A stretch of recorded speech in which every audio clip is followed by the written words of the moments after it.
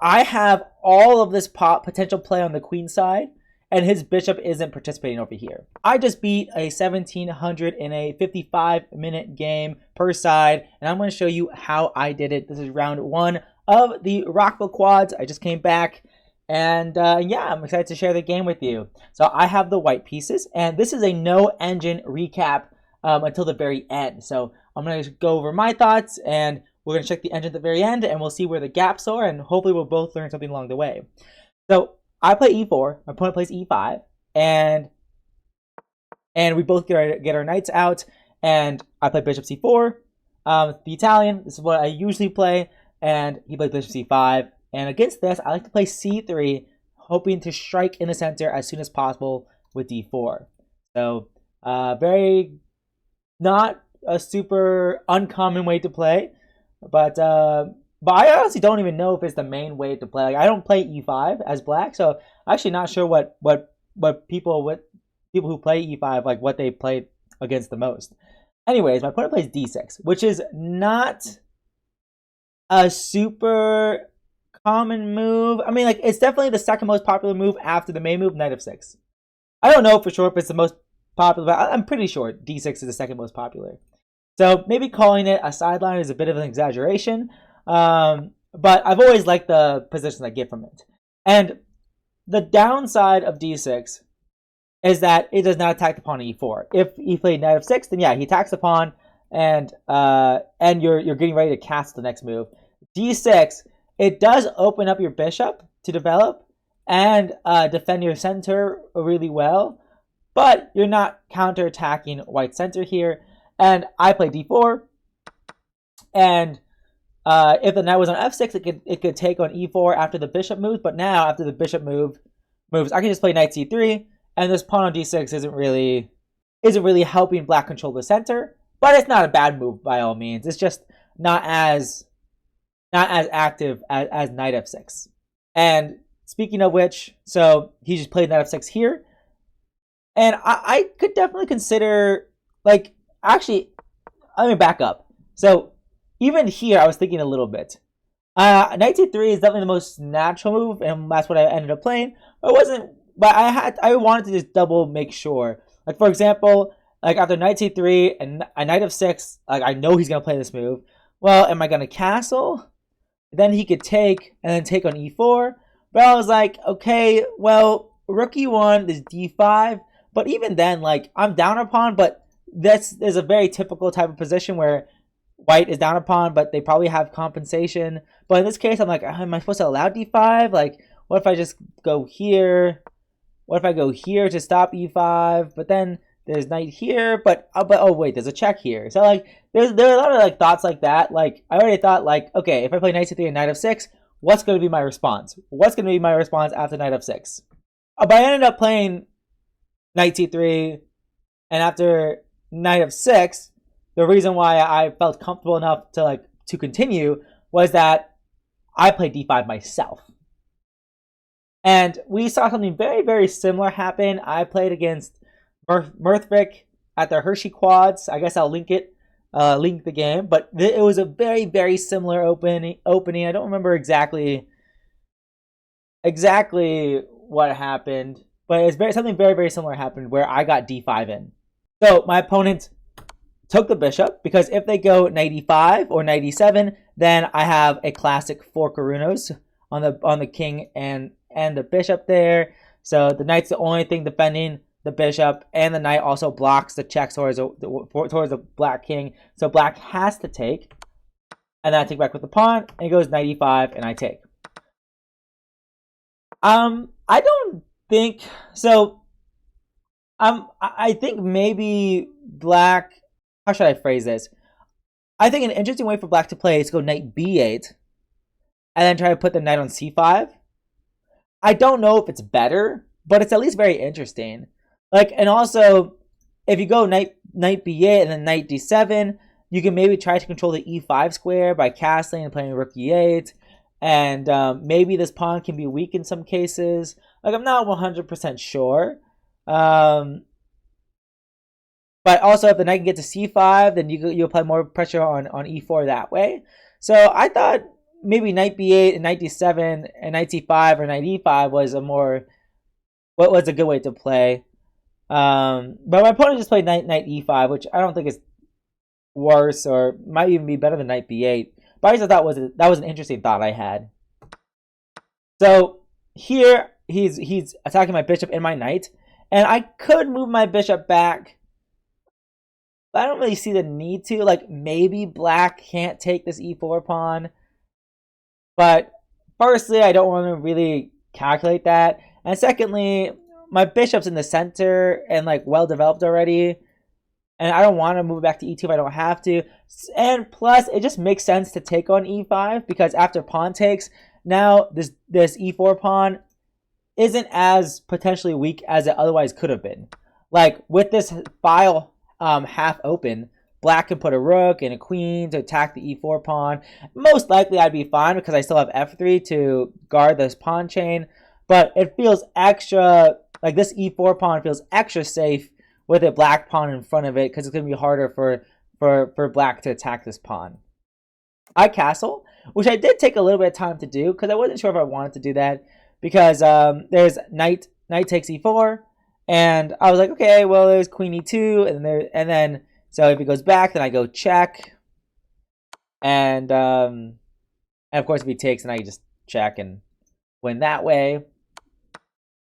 So there's f, and after f5 I have f3, and the queen cannot come to b6 to check, and even if it could, it would still be losing, I suppose.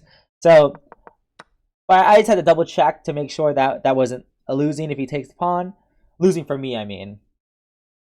And of course he does not take it. He realizes that he can't, so he just castles, and I go bishop d3. So already this is a little bit of an interesting moment on what's the best way to proceed here. So I have a few ideas. But firstly, I feel like white is already significantly better. Not winning, but a lot better. Firstly, this pawn on e4 is actually hanging now since the king's castled. Maybe it's not. Like, for example, if I had played a4, they probably couldn't take on e4. Because maybe a move like queen e1, guarding the pawn, attacking the knight. And if they defend the knight, well, there's some discovered checks, although I don't think it really does anything. That's f5. I can still play f3. And make the knight move, and then take the pawn here. So probably the pawn isn't like actually hanging, but I probably still don't want to lose this pawn. If I lose this pawn, that means this d5 pawn is going to be more weak probably, and this pawn is sort of a thorn in the black position. And I have a few ideas. One idea is to move my bishop and then just push this pawn to c5 and have like a bunch of space on the queen side. And if I get a pawn to c5, that means I can beat c6 with d6. And I have like this pawn anchored. Oh, in this case, maybe this pawn maybe my opponent can counterattack my big center here. Not 100% sure. But one idea is for me to advance my pawns and advance my pieces, and I can develop my bishop to a3, or I can develop it to g5. I did think about in this position going bishop g5, but I was like h6. And I don't really want to take. I can, but I don't really want to. And if I go to h5, then g5, bishop g3, and takes. And now I did just lose a pawn, which is sad. Oh, in this case, I guess I win it back. I guess this is fine. But I didn't really think it was anything special in the moment, so I just went bishop d3. I thought it made sense because now I can meet c6 with c4, and I maintain my big center and the open c file if he does play c6. Instead of that, though, he plays a very, very weird move, which is bishop g4. It's not that weird in the sense, like, because, I mean, he's just developing a bishop attacking my queen. But the issue is I just have f3, getting connect 4, which is freaking awesome. But he has a kind of a tactical idea behind it, somewhat. Well, first, he just wants to develop his bishop. That's just one thing he wants. He just wants to develop his bishop, which makes sense.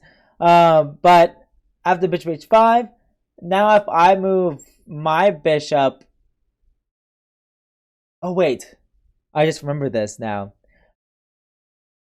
For a lot of this game, I spent a lot of time calculating knight takes e4. So let's say go bishop e5 here. He can play knight takes e4, utilizing the fact that this f3 pawn is pinned by the bishop to the queen.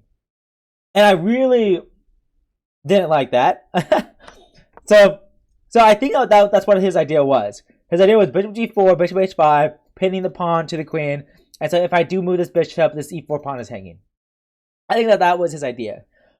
The issue is, though, is that I have all of this potential play on the queen side, and his bishop isn't participating over here.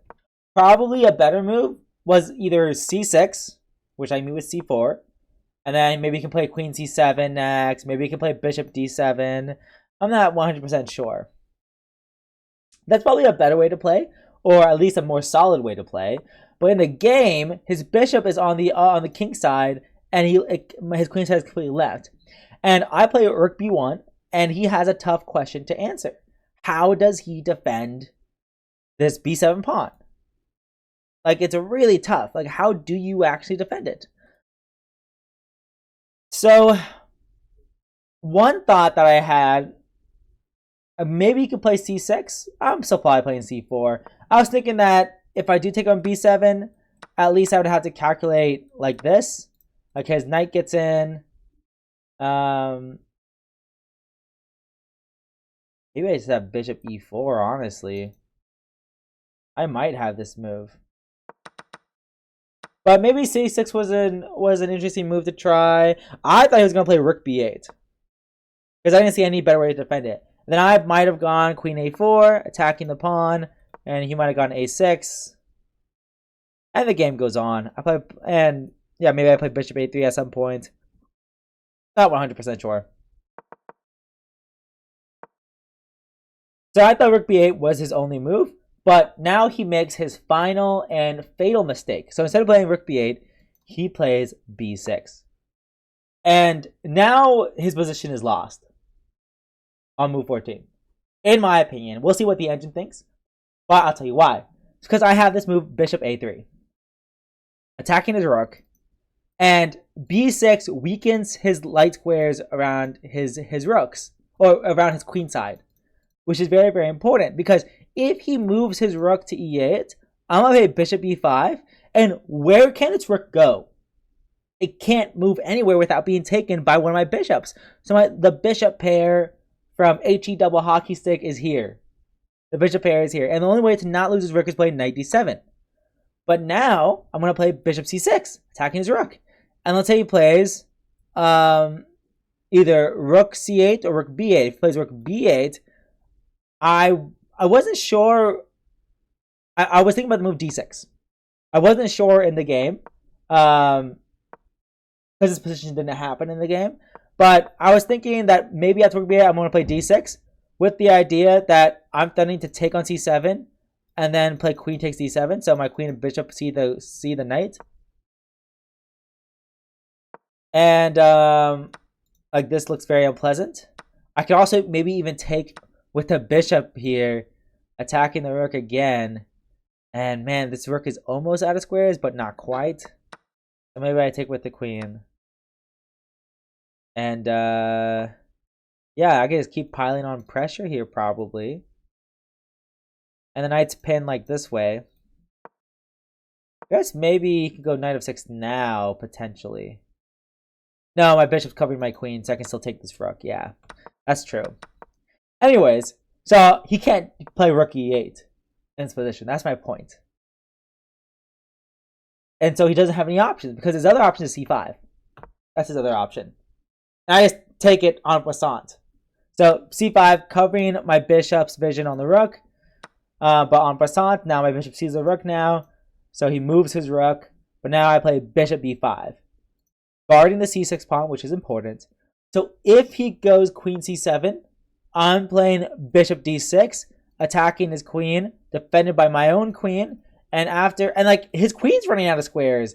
And if he goes, let's say queen c8, for example, now c7, attacking the rook. And where does this rook go? I guess it can go rook here. But now bishop c6, and this a8 rook is trapped. Like, it's actually crazy how quickly this position absolutely crumbles for him. So, bishop b5, queen c7 would just be losing. So he trades queens. And here I thought for a while. And remember the idea that if this bishop moves off of d3, then knight takes e4 tactics work. I was, no joke, calculating here for like 8 minutes, thinking, oh man, which way do I take with the rook? Because if I allow knight takes e4, pawn takes d4, I'm down in exchange. No, I have 2 pieces for the rook. It took me like 6, 7, or 8 minutes to realize that, because when my queen was pinned, so in this position, when the pawn was pinned to my queen, yes, after knight takes e4, I cannot take on e4 because I lose my queen.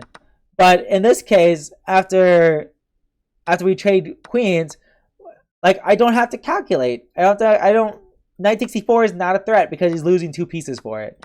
And it took me way longer than it should have taken for me to figure that out. Okay.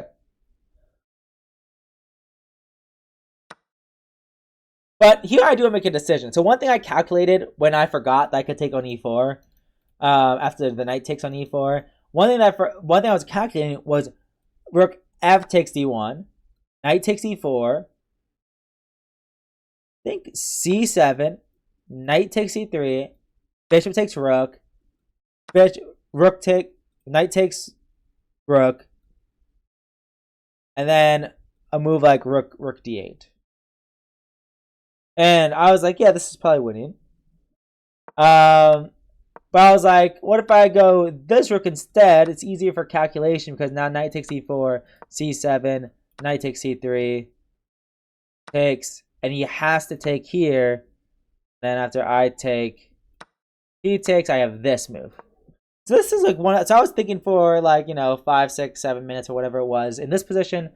I mean, before recapturing the queen, just to figure out which rook is better, because I thought knight takes e4 was coming, but it's not coming because it's just a bad move. So I was like, wow, I'm dumb. That's what I thought to myself. And yeah, this position is lost. He doesn't have any moves. His bishop's out of the game. His knight's out of the game. And his rooks are both bad because of my bishops. Like, he really has no option. So he plays a6, kicking my bishop. I play bishop a4, b5, kicking my bishop. I play bishop b3. He plays a5. I go c7. And the idea is that I can meet a4. The idea is that after I go bishop d5, if my pawn was on c6, I don't have an immediate threat. But now, after a4, I have an immediate threat. And if he takes with the knight, I can take with the rook or the pawn. I was like, probably with the pawn just because it's fun. Because, like, how do you stop these 2 connected passers? Legitimately, how do you stop these 2 connected passers? It's impossible. So he goes rook a6, I have bishop b7, and he resigns. So it was a very straightforward game. I really think my opponent's opening choice of d6 on move 4, a little bit passive, but nothing crazy. But, it's nothing crazy. And then, let's see, d5. So I think I played well here. And casting was fine, probably. And bishop d3, I'm not sure if that was the best move to play, but it can't be bad. Bishop d3 cannot be bad. I think it doesn't belong in front of the c-pawn. And I like going to d3 because it defends the e4 pawn, keeps the b file open for the rook. And yeah, I think it's overall pretty good. And yeah, bishop g4 and bishop h5, very bad by my opponent. And like I said, the final mistake, b6. After that, the game was already over. So I got a little bit lucky that game. But yeah, I think I'm just going to end it there. And I will hit the game review, and I'll see you guys in the next one.